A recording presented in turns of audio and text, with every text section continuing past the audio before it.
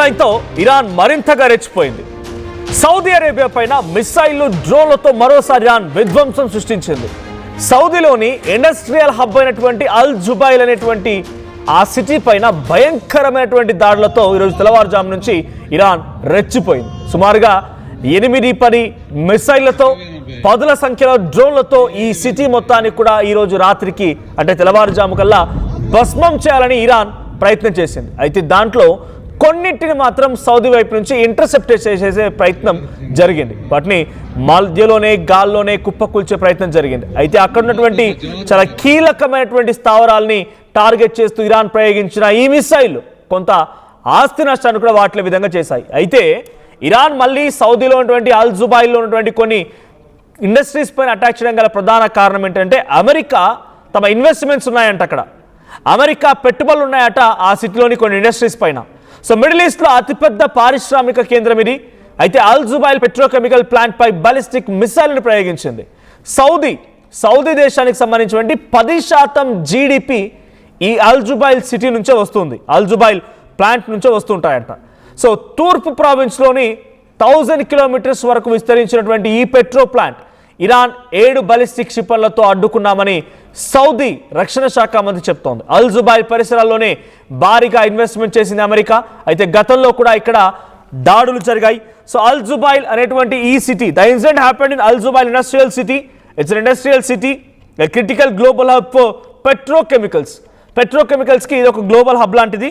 The Saudi Defense Ministry confirmed that the air defense intercepted and destroyed 7 ballistic missiles launched towards eastern region. 7 ballistic missiles ని intercept చేసే ప్రయత్నం చేశామనేది Saudi defence ministry చెప్తున్నమాట. So Jubail industrial city పైన భయంకరమైనటువంటి దాడులతో Iran రెచ్చిపోయింది. So industrial city సుమారుగా 1000 స్క్వేర్ కిలోమీటర్స్ వరకు విస్తరించి ఉంది ఇండస్ట్రియల్ హబ్ అంతా కూడా. అక్కడ పడినటువంటి ఆ డ్రోన్లతో కొంత భయానక వాతావరణం నెలకొంది. సో అఫ్ కోర్స్ ఇంటర్సెప్ట్ చేశారు మిసైల్స్ని, కానీ ఇంటర్సెప్ట్ చేసిన మిసైల్స్ యొక్క డెబ్రిస్ అండ్ ఐరన్ మెటీరియల్ మొత్తం కూడా ఆ ప్రాంతంలో పడిపోయి కొంత విధ్వంసాన్ని సృష్టించిందట.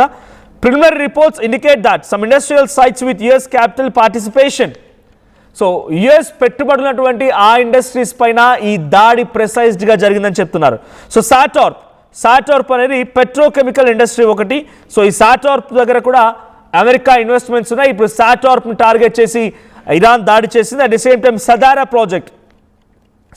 ప్రాజెక్ట్ అండ్ సాటార్ప్, ఈ 2 ఇండస్ట్రీస్ని, అది కంప్లీట్గా ఓ సిటీ, ఇండస్ట్రియల్ హబ్ లాంటి సిటీ, ఆ సిటీ పైన ఈ 2 పెట్రోకెమికల్ ఇండస్ట్రీస్ పైన ఇరాన్ ప్రిసైజ్డ్గా టార్గెట్ చేసింది. బికాస్ అక్కడ 40% షేర్స్ అమెరికన్స్ సంబంధించినటువంటి ఇన్వెస్ట్మెంట్సే ఉన్నాయి. 40% ఇన్వెస్ట్మెంట్స్ అమెరికావే ఉన్నాయి. ఆ రెండింటిపైన డ్యామేజ్ చేయడానికి ప్రయత్నం చేసింది.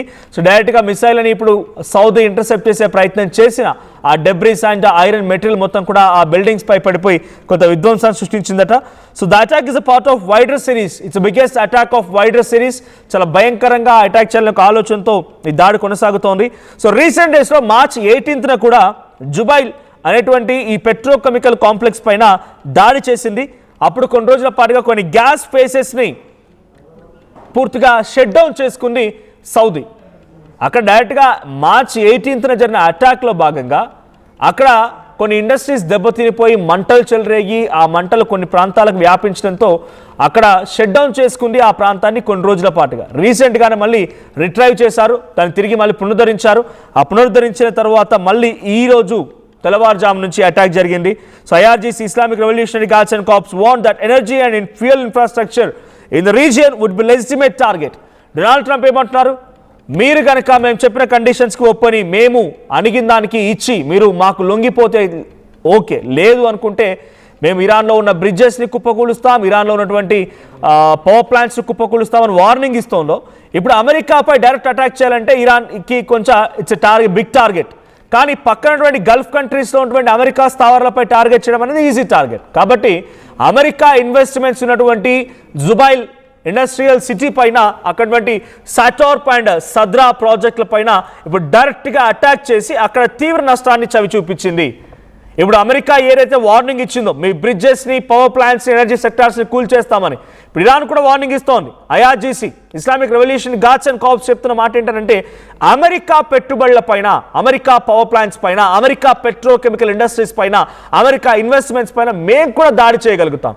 కేవలం నువ్వు చెప్తున్నావంతే, మేము మాత్రం చేసి చూపిస్తున్నామని ఇరాన్ అంటోంది.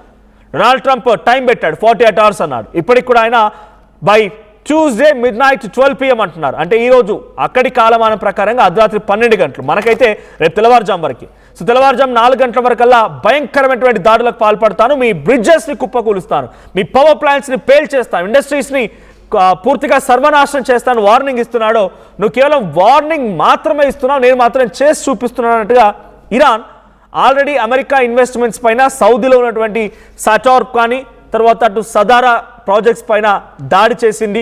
ఈ దాడి తాలూకా ఇన్వెస్ట్మెంట్స్ 40% అమెరికా పూర్తిగా కొలాప్స్ అయ్యే విధంగా ప్రయత్నం చేసింది. కానీ ఇరాన్ ప్రయోగించిన ఆ మిసైల్స్ని అడ్డుకుంది ఇటు సౌదీ డిఫెన్స్ మినిస్ట్రీ. సౌదీ ఏం చేసింది, ఆ మిసైల్స్ని అడ్డుకొని ఇంటర్సెప్ట్ చేసి గాల్లోనే పేల్చేసే ప్రయత్నం చేసింది. అవి గాల్లో పేలిపోవడంతో వాటి తాలూకా డెబ్రీస్, అంటే ఆ మిసైల్ పేలిపోయిన తర్వాత ఐరన్ పార్టికల్ కానీ, లేకపోతే దానికి సంబంధించిన ఇంకా ఇతర మెటీరియల్ కానీ ఆ బిల్డింగ్స్ పై పడిపోయి కొంత నష్టాన్ని చవి చూసిందంట. So similar strikes have recently hit Al Dhafra air base in the UAE and facilities of America investments in Kuwait and Qatar, leading to the disruption in global oil and LNG markets. The Saudi government has urged citizens to remain cautious as air defense systems remain on high alert. So అక్కడ air defence సిస్టాన్ని కూడా alert చేసింది. ఆ తర్వాత అక్కడ ఏ క్షణమైన డ్రోన్లు, missile పడుతున్నాయి కాబట్టి అక్కడ సిటిజన్స్ కూడా అలర్ట్ చేసి జాగ్రత్తగా ఉండాలని హెచ్చరించింది. సో యాజ్ ఆఫ్ టుడే అక్కడ సౌదీలో జరిగినటువంటి అల్ జుబైల్ దగ్గర దాడికి సంబంధించి అక్కడ ఓవరాల్ నష్టం వచ్చేసి 8,000 crores నష్టం వాటిల్లిందంట, కేవలం ఆ బిల్డింగ్ అండ్ ఇన్ఫ్రాస్ట్రక్చర్ డ్యామేజ్ మూలంగానే. డైరెక్ట్ ఇంకా మిసైల్ పడలేదు, కేవలం ఆ డెబ్రీస్ పార్ట్స్ పడితేనే ఇంత తీవ్ర నష్టం వాటిల్లిందనంటే, అంటే March 8 and today March 8 and April 6 రెండు కలిపిన దాడుల్లో 8,000 కోట్ల రూపాయల నష్టం వాటిల్లిందంట. డైరెక్ట్గా మిసైల్ పడి ఉంటే ఎన్ని కోట్ల రూపాయలు, 1000 square kilometers విస్తరించినటువంటి ఈ నగరం ఎంత విధ్వంసం అయిపోయేది, ఎంతలా బూడిదమయంగా మారిపోయేది. సో అది కొంత ఆందోళన గురి చేసే అంశం అన్నట్టుగానే అటు సౌదీ భావిస్తోంది. At the same time April 6 నిన్న రస్తనురా రిఫైనరీ పైన అటాక్ జరిగింది. ఇది కూడా సౌదీలో ఉన్నటువంటి రస్తనురా రిఫైనరీ, దానిపై అటాక్ చేయడంతో అక్కడ పోర్ట్ కూడా ఉంటుంది, రస్తనురా అనేది పోర్ట్ కూడా ఉంది. ఆ పోర్ట్ దగ్గర, రిఫైనరీ దగ్గర అటాక్ చేయడంతో సుమారుగా 12 మంది చనిపోయారంట. 12 మంది చనిపోతే సుమారుగా ఇద్దరు గాయాలయ్యాయి. So however, since the conflict escalated from February 28 to till now, on the April 6, Saudi Arabia has reported at least 12 persons killed and 2 civilians injured in the Riyadh and Eastern Province జరిగినటువంటి దాడికి సంబంధించిన దాంట్లో 12 మంది నిన్న మరణిస్తే 2 గాయపడ్డారంట. So ఎకనామికల్గా సుమారుగా అక్కడ పూర్తిగా ఈ దాడి మొత్తానికి సంబంధించిన ఘటన పైన కేవలం ఇండస్ట్రియల్ లాస్ మాత్రమే 4,50,000 కోట్లు, కేవలం ఈ జుబైల్ ఇండస్ట్రియల్ సిటీకి సంబంధించి 1000 square kilometers విస్తరించినటువంటి దీనికి సంబంధించి కొన్ని రోజుల పాటుగా షట్ డౌన్ చేయడం, ఆ తర్వాత దాన్ని మళ్ళీ పునరుద్ధరించే ప్రయత్నం చేయడం, పునరుద్ధరించిన తర్వాత మళ్ళీ అటాక్ జరగడం, ఇదంతా కలిపితే 4,50,000 కోట్లు. The persistent targeting of the Jubail industrial city and Rastanura has led to temporary shutdowns of several gas phases and refinery units. Analysts suggest that if the current level of damage of Gulf infrastructure continues, repair cost up to 4.15 lakh crores, 4,15,000 కోట్లు, 4,15,000 కోట్ల రూపాయల నష్టం రస్తానూరా రిఫైనరీకి, ఈ జుబైల్ అనేటువంటి industrial సిటీకి ఇప్పటివరకు direct attack ద్వారా జరిగిన నష్టం 4,15,000 కోట్లు. క్రూడ్ ఆయిల్ ప్రైజెస్ పెరిగిపోయాయి, బారెల్కి $120 అయింది.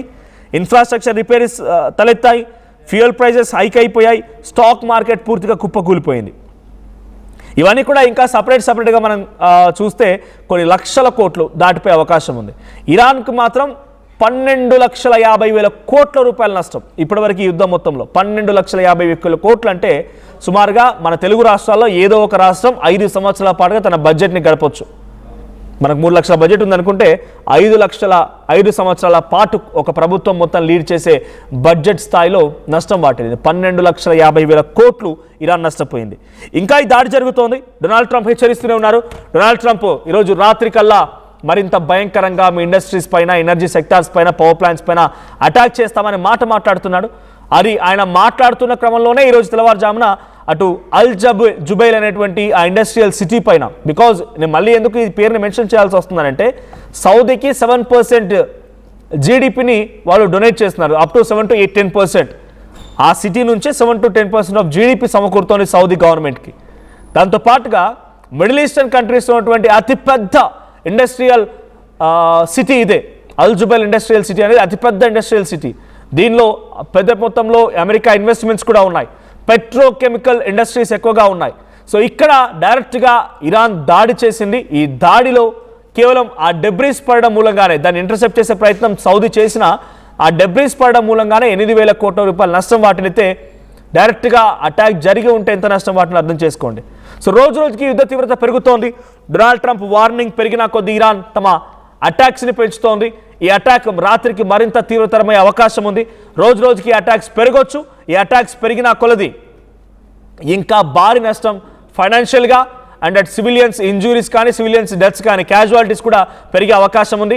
సో ఫైనల్గా ఈరోజు రాత్రి కనుక భయంకరంగా మారితే ఎవరు గెలుస్తారు, ఏం జరగబోతోంది, ఏం జరిగితే బాగుంటుందని మీరేమనుకుంటున్నారు కామెంట్ చేయండి. Same time Iran, America, whom do you support, or ఇక్కడ జరిగినటువంటి యుద్ధంలో ఎవరు గెలుస్తారనుకుంటున్నారో కామెంట్ చేయండి.